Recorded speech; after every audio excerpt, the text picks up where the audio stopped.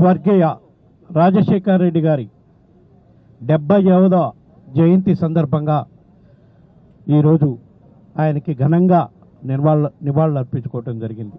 ఈ సందర్భంగా ఈ కార్యక్రమానికి విచ్చేసిన నగర మేయర్ హరివెంకట కుమార్ గారికి, రాజ్యసభ సభ్యులు బాబురావు గారికి, మాజీ మంత్రివర్యులు అమర్నాథ్ గారికి, జిల్లా అధ్యక్షులు కోలా గురువులు గారికి, మాజీ శాసనసభ్యులు నాగిరెడ్డి గారికి, మాజీ శాసనసభ్యులు గణేష్ గారికి, ఈ కార్యక్రమానికి ఇచ్చేసిన వైఎస్ఆర్ కాంగ్రెస్ పార్టీ నాయకులకు, కార్యకర్తలకు అందరికీ కూడా ఈ సందర్భంగా నమస్కారం తెలియజేస్తున్నాం.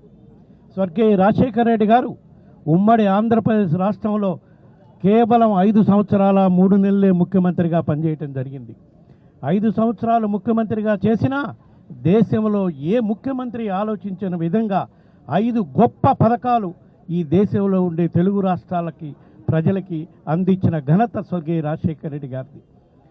ఉచిత విద్యుత్తు, రైతులకు రుణమాఫీ, ఆరోగ్యశ్రీ పథకం, పేదవాడికి విద్య అందించడానికి ఫీజు రియంబర్స్మెంటు, 108 ఈ 5 పథకాలు స్వర్గీయ రాజశేఖర రెడ్డి గారు 5 సంవత్సరాలు ముఖ్యమంత్రిగా ఉన్న 2 తెలుగు రాష్ట్రాల ప్రజల సంక్షేమం కోసం, వాళ్ళు సుఖంగా సంతోషంగా ఉండేదానికోసం మొట్టమొదటగా దేశంలో మన ఉమ్మడి ఆంధ్రప్రదేశ్ రాష్ట్రంలోనే ప్రారంభించారు. కాబట్టే ఈ రోజుకి రాజశేఖర రెడ్డి గారు మన నుంచి దూరమైనా సరే 2 తెలుగు రాష్ట్రాల్లోని ప్రజలు ఆయన్ని గుండెల్లో పెట్టుకొని చూసుకుంటున్నారని చెప్పి ఈ సందర్భంగా తెలియజేసుకుంటూ ఉన్నాం.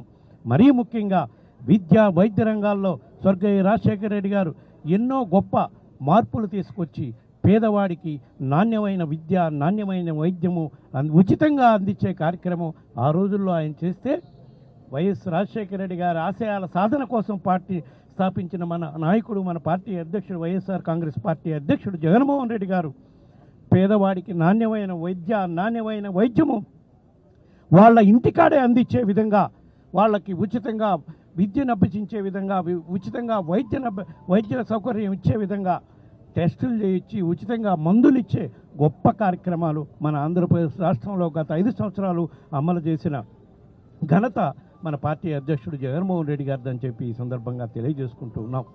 పేదవాళ్ళు ఎక్కడున్నా సుఖంగా సంతోషంగా ఉండాలి, వాళ్ళు ఎప్పుడు వాళ్ళ ముఖంలో చిరునవ్వు ఉండాలని ఆ రోజుల్లో రాజశేఖర రెడ్డి గారు ఎన్నో గొప్ప కార్యక్రమాలు ఆంధ్రప్రదేశ్ రాష్ట్రంలో చేశారు. వాటిని ముందుకు తీసుకుపోతూ 5 సంవత్సరాల్లో ప్రతిపక్షంలో ఉన్నప్పుడు కానివ్వండి, అధికారంలో ఉన్నప్పుడు ఆ కార్యక్రమాలను ఇంకా మెరుగ్గా అమలు చేసి పేదవాడికి వాళ్ళ ఇంటికే అన్ని సౌకర్యాలు ఇచ్చే విధంగా ఎన్నో సంక్షేమ పథకాలు అమలు చేసిన ఘనత మన పార్టీ అధ్యక్షుడు జగన్మోహన్ రెడ్డి గారిదని చెప్పి ఈ సందర్భంగా తెలియజేసుకుంటున్నాం. ఎందుకంటే ఈరోజు ఎలక్షన్స్ తర్వాత ఆంధ్రప్రదేశ్ రాష్ట్రంలో ఎటువంటి విధ్వంసకర కార్యక్రమాలు జరుగుతున్నాయో ఒక్కసారి ఆలోచించండి. మరీ ఘోరంగా వైఎస్ఆర్ కాంగ్రెస్ పార్టీ నాయకులు, కార్యకర్తలు ఆస్తులపైనే కాకుండా స్వర్గీయ రాజశేఖర రెడ్డి గారి విగ్రహాలను కూడా తగలబెట్టి విధ్వంసం చేసే కార్యక్రమం రాక్షస ఇది మన రాష్ట్రంలో కొనసాగుతుంది. మీరు విగ్రహాలు ధ్వంసం చేయొచ్చో కానీ వైఎస్ రాజశేఖర రెడ్డి గారి మహానేత చేసిన సంక్షేమ పథకాల వల్ల లబ్ధి పొందిన ప్రజల్లో ఆ గుండెల్లో ఉన్న ఆయన పేరుని, ఆయన సంతకాన్ని చెరిపేయలేరని చెప్పి ఈ సందర్భంగా తెలియజేసుకుంటున్నాం.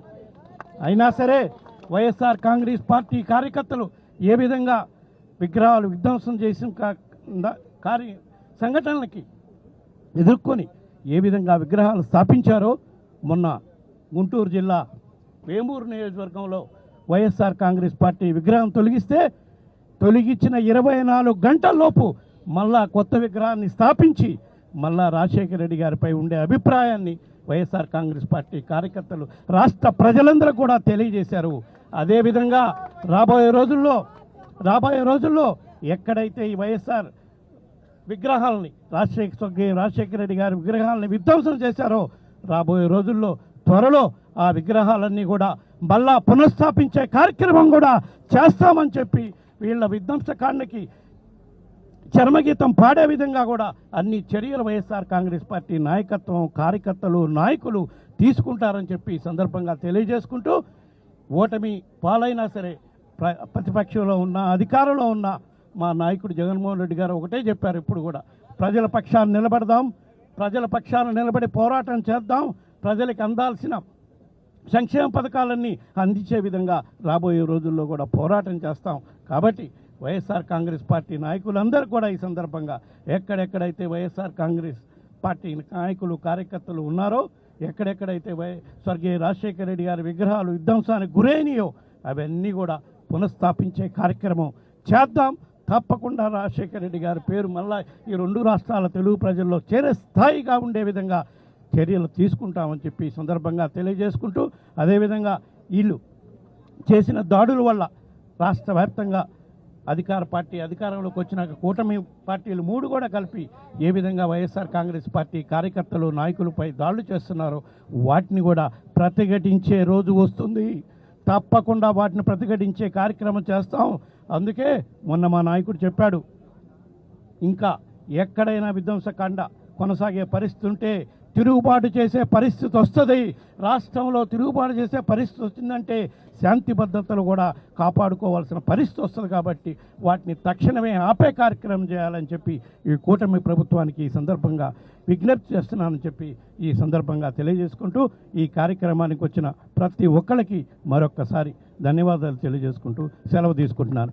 జోహార్ వైఎస్ఆర్, జోహార్ వైఎస్ఆర్, జోహార్ వైఎస్ఆర్.